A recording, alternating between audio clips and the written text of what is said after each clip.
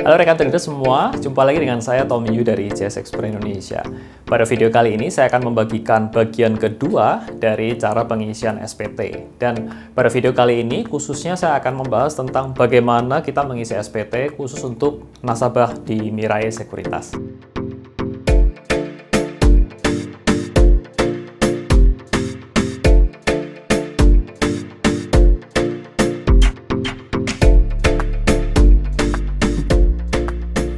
Bagi Anda yang baru pertama kali datang di channel saya ucapkan selamat datang. Dan jangan lupa Anda untuk subscribe terlebih dahulu di channel kami, karena kami merilis video-video yang baru setiap minggunya tentang saham, tentang forex, tentang trading dan investasi. Jangan lupa saudara untuk follow Instagram kami di @jsxproid. Dan pada video kali ini, saya akan mencoba menjelaskan tentang bagaimana caranya kita menarik data-data dari online trading Mirai, yaitu HODS, untuk kita mendapatkan data-data yang dapat kita masukkan ke dalam pengisian SPT nantinya. Baik saudara, pada hari ini kita akan belajar tentang bagaimana mengisi SPT terkait transaksi saham.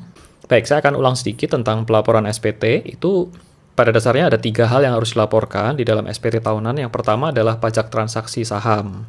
Ya, jadi ini. Kemudian ini dari transaksi penjualan saja ya, sebesar 0,1%.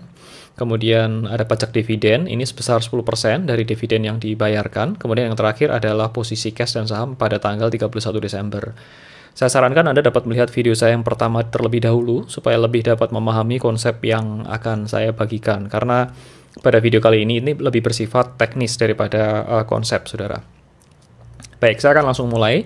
Dari yang pertama tentang pajak transaksi pada saham. Nah, ketika Anda login ya, Anda harus masuk menggunakan HODS yang versi desktop. Jadi untuk HODS yang versi mobile itu tidak ada, Neo HODS tidak ada, jadi harus menggunakan HODS yang versi desktop. Anda dapat masuk kepada menu di sini, menu account.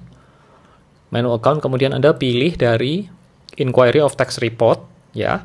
Kemudian akan muncul layar seperti ini. Jadi Anda kemudian masukkan ID Anda dan PIN di sini, kemudian Anda klik load, akan muncul tax report seperti ini, saudara. Dan di tax report ini akan muncul seluruh saham-saham yang sudah Anda pernah beli sepanjang tahun itu, dan ada namanya gross amount. Nah, gross amount ini adalah penjualan yang Anda cukup lihat paling bawah di sini. Ini contoh ya, ini sepanjang tahun itu Anda melakukan pembelian sebesar, dalam contoh ini adalah 347 juta. Dan yang kedua adalah Anda melihat yang bagian ini, WHT ini adalah pajaknya. Ya, caranya simpel sekali saudara, Anda capture keduanya ini, Anda juga bisa lakukan print untuk nanti dilampirkan pada SPT. Anda print, kemudian Anda ambil 2 angka ini, angka yang gross amount ini dan angka pajaknya ini. Kemudian Anda tinggal masukkan di sini. Jadi di bagian ini, lampiran 3, formulir ini, itu ada bagian poin nomor 3 ini penjualan saham di Bursa Efek, Anda masukkan ke sini, kemudian setelahnya Anda masukkan untuk pajaknya 347 sekian ribu, begitu di kolom sebelah kanannya. Itu untuk yang pertama saudara, dan yang kedua, itu Anda masuk ke dalam menu Financial History. Nah ini untuk pajak dividen ya, part yang kedua itu sebesar 10%. Ini agak-agak tricky saudara. Jadi setelah Anda masuk ke dalam menu Financial History, Anda klik di sini, Anda akan menjumpai seperti ini. Ya, hal yang pertama adalah Anda masukkan PIN, kemudian Anda pilih yang di sini nih. Ini nih, pastikan tanggal 1. Jadi ini ya, ini tanggal 1 sampai dengan tanggal 31 bulan 12. Pastikan Anda masukkan seperti ini. Kemudian Anda klik load di sini. Ya, Anda klik load, maka akan muncul layar seperti ini, dan kemudian berikutnya Anda klik yang namanya more ini, Anda klik ya button more ini sampai yang namanya ini di pojok sebelah kiri bawah ini successfully executed. Kemudian yang berikutnya Anda adalah masuk ke Excel. Jadi ini karena di sini ini panjang sekali, ini adalah transaksi mutasi keluar masuk dari keuangannya, financial history. Kita hanya cari yang pembagian dividen saja, maka dari itu tidak bisa langsung saudara. Jadi harus di save dulu di Excel, nanti kita akan lakukan simulasi di situ. Ya, Anda save ke Excel, save pakai nama terserah Anda. Oke, berikutnya ini Anda bisa buka Excel-nya, kemudian Anda pilih yang di kolom D ini dengan detail di sini nih. Nah, di detail ini Anda bisa sorting, ya, Anda filter begitu ya, Anda hanya tampilkan yang namanya cash dividend.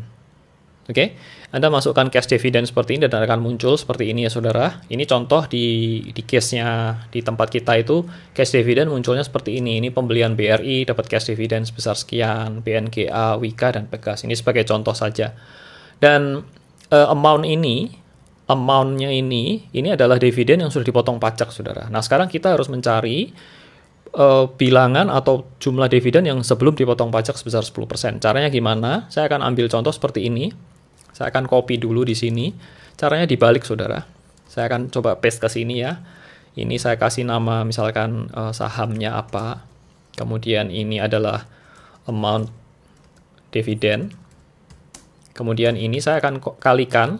Jadi ini ya. Ini dibagi dengan 0,9.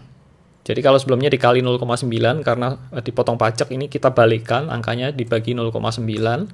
Hal yang kedua juga sama, dibagi 0,9. Demikian pula untuk yang berikutnya. Ya, seperti ini saudara. Sehingga ini totalnya dividen yang kita terima adalah ini gross ya.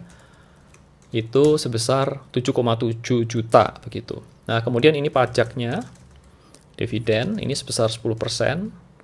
Itu saya akan tinggal kali dengan 0,1. Oke, sampai di sini mengerti ya. Ini tinggal saya sort ke bawah, kemudian saya jumlahkan. Sum. Ya, seperti itu saudara. Jadi ini adalah yang harus kita laporkan.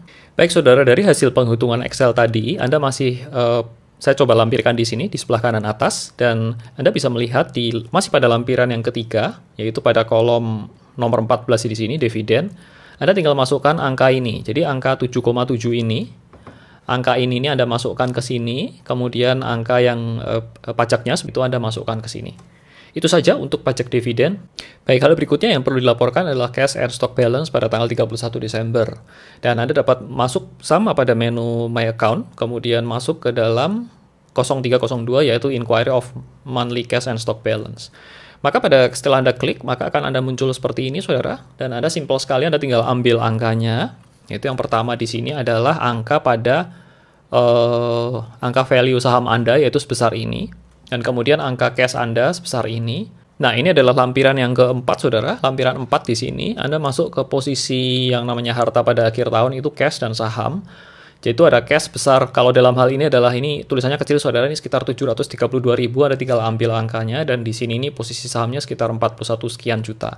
Ya, Anda tuliskan angka sampai angka terkecil ya, karena kan ini untuk laporan pajak. Ini untuk simplify saja saya tulis ribu dan juta begitu. Dan itu saja saudara untuk pelaporannya, sangat mudah dan sederhana. Dan sebagai summary dari apa yang kita bahas pada hari ini adalah ada 3 jenis pos yang dilaporkan terkait perpajakan saham, yaitu yang pertama adalah pajak transaksi sepanjang tahun, pajak dividen juga sepanjang tahun, dan yang terakhir adalah posisi cash dan saham pada 31 Desember. Dan jangan lupa juga melampirkan dokumen pendukung, itu Anda tinggal print dari yang tadi, Anda sertakan dalam pelaporan SPT, dan pelaporan ini paling lambat pada tanggal 31 Maret, saudara. Dan itu saja dari saya, saudara. Ini adalah menutup seri tutorial tentang pelaporan SPT kali ini. Nah, itu tadi saudara adalah petunjuk singkat tentang bagaimana kita mengisi SPT dan melaporkan SPT kita terkait dengan transaksi saham yang kita lakukan, saudara. Bila Anda menyukai video saya, jangan lupa untuk komen, like, dan share juga kepada teman-teman Anda.